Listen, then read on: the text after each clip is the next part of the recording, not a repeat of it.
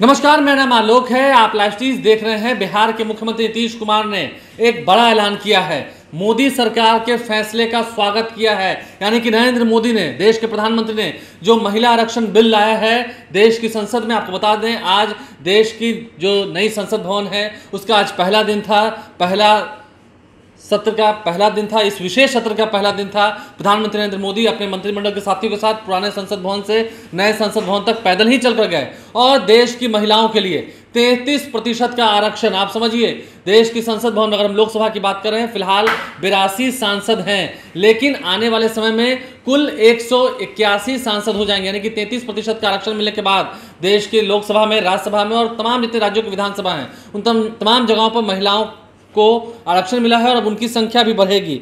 जो बातें कही गई, नारी शक्ति वंदन अधिनियम जो नियम लाया गया है, महिला आरक्षण बिल लाया गया है, अब इस पर मुख्यमंत्री नीतीश कुमार ने साफ साफ कहा, तस्वीरें आपको दिखा रहे हैं। मुख्यमंत्री नीतीश कुमार ने से कुछ देर पहले कैबिनेट की मीटिंग हुई, उसके तुरंत बाद उन्होंने ट्वीट करके जानकारी दी है, संसद में जो महिला आरक्षण बिल लाया गया है वह स्वागत योग्य कदम है। यानी कि प्रधानमंत्री नरेंद्र मोदी की ओर से जो महिला आरक्षण बिल लाया गया है संसद में, वह स्वागत योग्य कदम है। हम शुरू से ही महिला सशक्तिकरण की हिमायती रहे हैं और बिहार में भी हम लोगों ने कई ऐतिहासिक कदम उठाए हैं। वर्ष 2006 से हमने पंचायती राज संस्थाओं और वर्ष 2007 से नगर निकायों में महिलाओं को 50% आरक्षण दिया है। बिहार में भी महिलाओं को 50% का आरक्षण है। आज से नहीं, 2006-2007 से। यानी कि नीतीश कुमार जब पहली दफा मुख्यमंत्री बनकर आए थे, मुख्यमंत्री चुन के आए थे, उसके बाद ही यह फैसला लिया गया था। वर्ष 2006 से ही प्रारंभिक शिक्षक नियोजन में महिलाओं को 50% और वर्ष 2016 से सभी सरकारी नौकरियों में 35% का आरक्षण दिया जा रहा है महिलाओं को। वर्ष 2013 से बिहार पुलिस में भी महिलाओं को 35% का आरक्षण दिया जा रहा है। आज बिहार पुलिस में महिला पुलिसकर्मियों की भागीदारी देश में सर्वाधिक है। देखिए, बिहार में मेडिकल और इंजीनियरिंग यूनिवर्सिटी के अंतर्गत नामांकन में भी न्यूनतम 33% सीटें जो हैं वो छात्राओं के लिए आरक्षित हैं। यानी कि नीतीश कुमार बता रहे हैं, 2006 की बात हो, 2013 की बात हो, 2016 की बात हो, 33%, कहीं 35%, सरकारी नौकरियों में 35% की बात की गई है। इसके अलावा मेडिकल और इंजीनियरिंग कॉलेजेस में जब दाखिले की बात होती है वहाँ पर उन्हें आरक्षण दिया गया है 33% का, 35% का पुलिस बहाली में आरक्षण दिया गया है। तो ये काम बिहार में शुरू से होता रहा है। और इसके अलावा हमारा मानना है, नीतीश कुमार ने भी लिखा है, हमारा मानना है कि संसद में महिला आरक्षण के दायरे में अनुसूचित जाति एवं अनुसूचित जनजाति की तरह पिछड़े और अति पिछड़े वर्ग की महिलाओं के लिए भी आरक्षण का प्रावधान किया जाना चाहिए।